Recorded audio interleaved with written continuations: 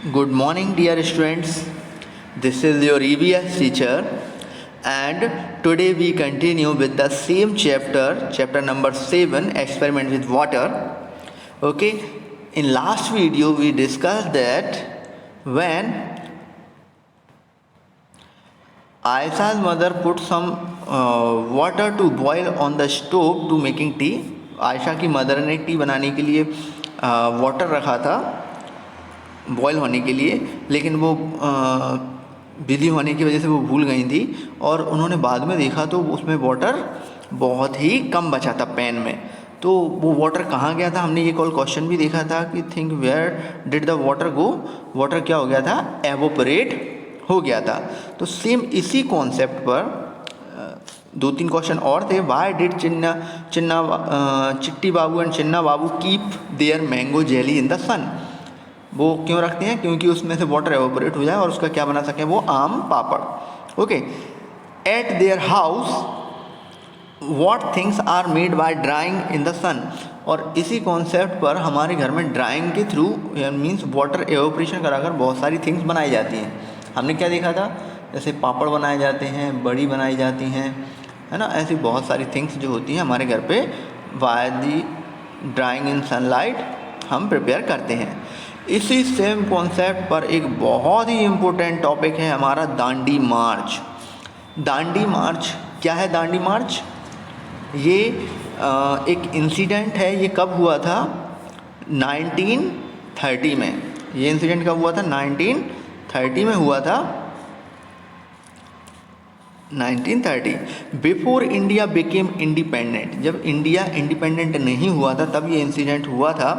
For many years of British had made a law what did not allow people to make salt themselves.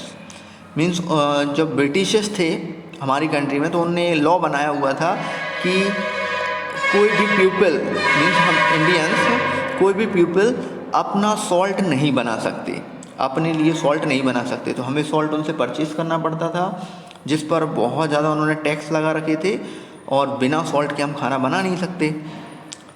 तो इसलिए उन्होंने उसके लिए क्या बना रखा था, लॉ बनाया हुआ था, tax on salt. Okay, so why this law, people could not make salt, उससे लोग सॉल्ट नहीं बना पा रहे थे। Even for use at home, even अपने घर पर यूज़ करने के लिए भी सॉल्ट नहीं बना पा रहे थे। How can anybody live without salt, बिना सॉल्ट के कोई भी कैसे लिव रह सकता है, कैसे जिंदा रह सकता है, गांधी जी सेड, ऐसा गांधी जी ने कहा।